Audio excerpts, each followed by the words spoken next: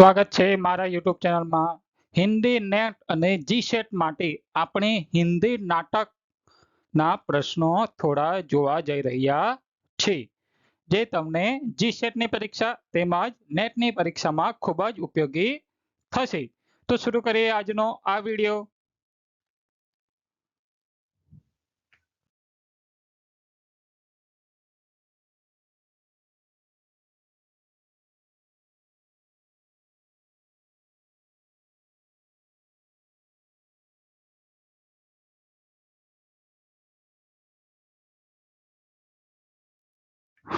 प्रश्न नंबर 1, नेपथ्य अर्थात नेपथ्य यानी क्या? तो नेपथ्य क्या अर्थ होता है? रंगमंच का पिछला आधा भाग, यानी रंगमंच का जो पिछला आधा भाग होता है उसे क्या कहा जाता है? नेपथ्य कहा जाता है। प्रश्न नंबर 2 है, जयशंकर प्रसाद जी का कौन सा नाटक अभिनय के लिए सर्वाधिक उपयुक्त है? कि जयशंकर प्रसाद जी के जो नाटक लिखे उन्होंने, तो उनमें से कौन सा ऐसा नाटक है जो अभिनय के लिए सबसे उपयुक्त माना जाता है? तो उसका सही उत्तर है ध्रुव स्वामिनी। कौन सा नाटक? ध्रुव स्वामिनी जो नाटक है वो जयशंकर प्रसाद जी द्वारा रचित है और वो अभिनय के लिए सर्वाधिक उपयुक्त है। प्रश्न नंबर 3 है, शासन यदि मेरी रचना पर रोक लगाएगा तो वह दूसरे राज्य में सप्तम स्वर में सुनी जाएगी। यह कथन किस नाटक के संदर्भ में है? तो यह जो प्रस्तुत जो प्रश्न है, एक कथन दिया गया है, तो किसका कथन है? नाटक का ही कथन है, क्योंकि हम नाटक के ही प्रश्नों की चर्चा कर रहे हैं। तो वो है 8वां सर्ग नाटक का कथन है। उसका सही उत्तर क्या आएगा? 8वां सर्ग। प्रश्न नंबर 4 है, नाटक में पात्रों की संख्या अधिक होने के कारण किसमें बाधा आती है? यानी नाटक में जो पात्र होते हैं तो उसमें जो अधिक पात्र हम रखें तो क्या बाधा आएगी हमें? तो कौन सी बाधा आएगी? अभिनेता एवं रंगमंचिता करने में बाधा उत्पन्न होगी। क्या उत्पन्न होगी? बाधा उत्पन्न होगी। कौन सी बाधा? तो अभिनेता एवं रंगमंचिता करने में नाटक के पात्र अगर सबसे अधिक होंगे तो उसमें बाधा आती है। प्रश्न नंबर 5 है, अधिकार सुख कितना मादक किंतु सारहीन है? प्रस्तुत कथन प्रसाद जी के किस नाटक के पात्र का है? यानी अधिकार का जो सुख है वो कितना मादक एवं किंतु सारहीन है। यह जो कथन है प्रसाद जी द्वारा रचित कौन से नाटक का पात्र का है? यानी कौन सा पात्र बोलता है? तो उसका सही उत्तर आएगा स्कंदगुप्त। कौन आएगा? स्कंदगुप्त जो नाटक है उसका पात्र यह प्रस्तुत कथन बोलता है।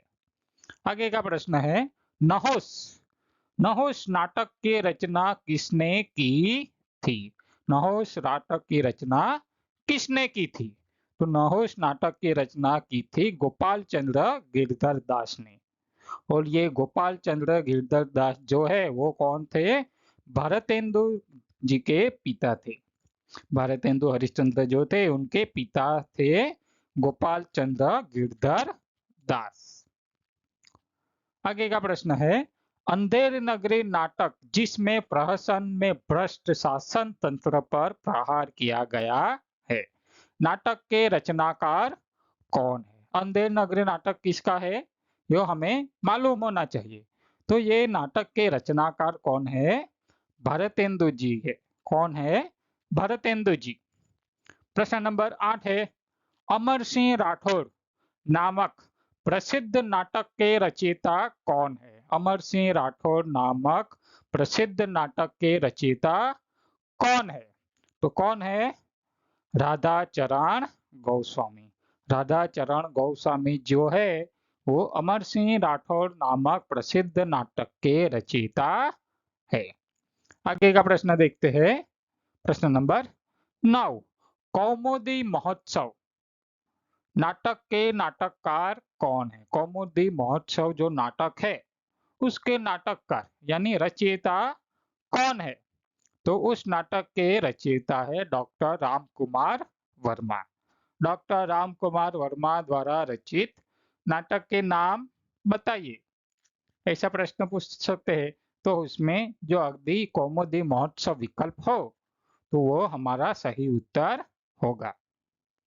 अगर नहीं हो तो अलग दूसरा विकल्प हो तो हमें भी यह मालूम होना चाहिए। आगे का प्रश्न है प्रश्न नंबर 10, युजोत्सु गांधारी और अश्वत्थामा पात्र किस नाटक में है? युजोत्सु गांधारी और अश्वत्थामा पात्र जो है वो किस नाटक में हमें देखने को मिलते हैं? तो यहाँ जो 3 पात्र है वो कौन से नाटक में हमें देखने को मिलते हैं? अंधा योग नाटक में देखने को मिलते हैं। कौन सा नाटक? अंधा योग। प्रश्न नंबर 11, युद्ध में मर्यादाएं टूट जाती है, विवेक पराजित होता है और अंधेपन की विजय होती है। प्रस्तुत कथन किस नाटक के संदर्भ में है? युद्ध में जो मर्यादाएं टूट जाती है, विवेक पराजित होता है और अंधेपन की विजय होती है, यह जो कथन है वो किस नाटक में हमें देखने को मिलता है या किस नाटक से लिया गया है? तो किस नाटक से लिया गया है? अंधा योग नाटक से लिया गया है। कौन से नाटक से? अंधा योग। आगे का प्रश्न है, कबीरा खड़ा बाजार में नाटक के रचनाकार कौन है? कबीरा खड़ा बाजार में नाटक के रचनाकार कौन है? तो भीष्म साहनी कबीरा खड़ा बाजार के नाटक के रचनाकार है। आगे का प्रश्न देखते हैं। प्रश्न नंबर 13, गांधी जी के असहयोग आंदोलन एवं रोलेट एक्ट को किस नाटक की विषय वस्तु बनाया गया है?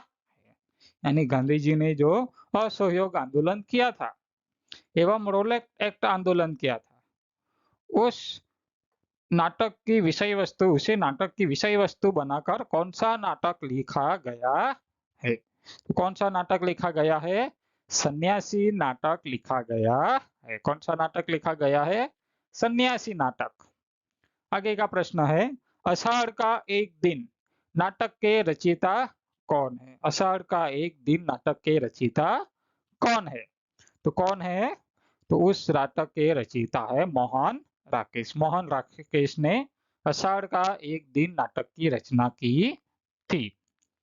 आगे का प्रश्न है, लहरों के राजहंस का नाटक नंद किसका प्रतीक है? लहरों के राजहंस जो नाटक है उसमें नंद एक पात्र है।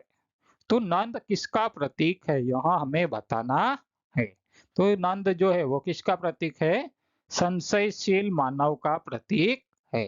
लहरों के राजहंस नाटक में नंद एक पात्र है और नंद किसका प्रतीक है? संशयशील मानव का प्रतीक है। आगे का प्रश्न है, अजात शत्रु का रचना काल क्या है? अजात शत्रु जो नाटक लिखा गया था उसका रचना काल कौन सा है, क्या है? तो उस नाटक का रचना काल है सन 1922। कौन सा है? सन 1922। आगे का प्रश्न है, ध्रुव स्वामिनी नाटक की कथा वस्तु का संबंध है, यानी ध्रुव स्वामिनी जो नाटक है किसकी है? ध्रुव स्वामिनी नाटक प्रसाद जी की। तो उस नाटक की कथा वस्तु का संबंध किससे है? तो उस नाटक की कथा वस्तु का संबंध है गुप्त काल से है। कौन से काल से है? गुप्त काल से है। आगे का प्रश्न है प्रश्न नंबर 17, हिंदी नाटकों का विकास क्रम किस लेखक की रचना से आरंभ हुआ था? हिंदी में नाटक का विकास जो हुआ वो किस लेखक के रचना से प्रारंभ हुआ माना जाता है? तो वो है, सही उत्तर आएगा, भारतेंदु हरिश्चंद्र जी द्वारा रचित नाटक से हिंदी नाटक का विकास क्रम प्रारंभ हुआ ऐसा कहा जाता है।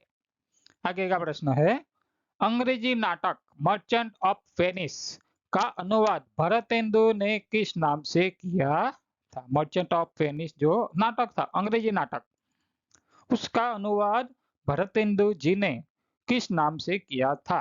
तो किस नाम से किया था? सही उत्तर आएगा दुर्लभ बंधु नाम से अंग्रेजी नाटक मर्चेंट ऑफ वेनिस का अनुवाद किया था। आगे का प्रश्न है, श्री चंद्रावली नाटिका किस नाटककार की है?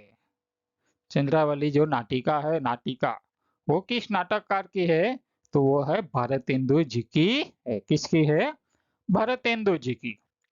आगे का प्रश्न है, आधे अधूरे नाटक का मूल प्रतिपाद क्या है? आधे अधूरे जो नाटक है उसका मूल प्रतिपाद क्या है? तो उसका मूल प्रतिपाद है, सही उत्तर, मध्यम वर्गीय परिवार की विसंगति का चित्रण। कौन से परिवार? मध्यम वर्गीय परिवार की विसंगति का चित्रण हमें आधे अधूरे नाटक में देखने को मिलता है। कौन से नाटक में? आधे अधूरे नाटक में मध्यम वर्गीय परिवार की विसंगति का चित्रण देखने को मिलता है। आगे का प्रश्न है, संयोगिता स्वयंवर नाटक के नाटककार कौन है? संयोगिता स्वयंवर जो नाटक है उस नाटक के नाटककार कौन है? तो कौन है? श्रीनिवास दास। सही उत्तर है श्रीनिवास दास जी। आगे का प्रश्न है, मेरी इच्छा भारतीय इतिहास के अप्रकाशित अंश में से उन प्रकांड घटनाओं का दिग्दर्शन कराने की है जिन्होंने हमारी वर्तमान स्थिति को बनाने का बहुत कुछ प्रयत्न किया है। यह कथन किस नाटक की भूमिका में है?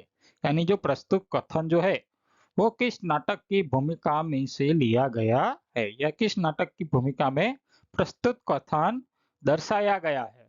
तो प्रस्तुत कथन जो है कौन से नाटक में दर्शाया गया है? विशाखा नाटक में दर्शाया गया है। आगे का प्रश्न है, प्रश्न नंबर 23, छुआछूत, भ्रष्टाचार, पाखंड एवं नेताओं की स्वार्थपरता को किस नाटककार ने अपने नाटक की विषय वस्तु बनाया है? तो छुआछूत, पाखंड, भ्रष्टाचार के विषय वस्तु को नाटककार ने अपने नाटक की विषय वस्तु बनाया है। तो वो नाटककार है सेठ गोविंद दास जी। कौन से नाटककार है? सेठ गोविंद दास जी ने छुआछूत, भ्रष्टाचार, पाखंड एवं नेताओं की स्वार्थपरता को नाटक की विषय वस्तु बनाया है। आगे का प्रश्न है, प्रश्न नंबर 24, संस्कृत नाटक प्रबोध चंद्रोदय का अनुवाद भरतेंदु जी ने किस नाम से किया था? तो प्रस्तुत जो नाटक है प्रबोध चंद्रोदय, तो भरतेंदु जी ने उसका अनुवाद किस नाम से किया था? पाखंड विडंबन नाम से प्रबोध चंद्रोदय संस्कृत नाटक का अनुवाद किया था।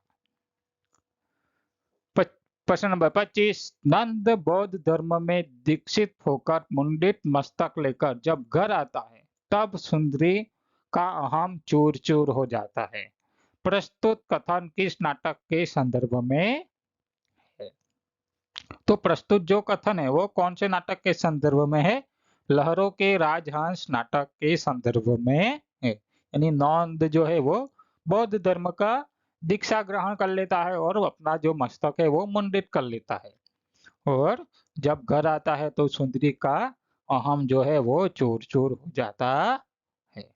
જો તમને વિડીયો ગમ્યો હોય તો વિડીયોને લાઈક કરો અને ચેનલને સબસ્ક્રાઇબ કરો, જેથી આવનારા વિડીયોનું નોટિફિકેશન મળતું રહે। આવા જ અન્ય વિડીયો જોવા માટે જોડાયેલા રહો મારી વિડીયો સાથે। ત્યાં સુધી આભાર, થેન્ક યુ।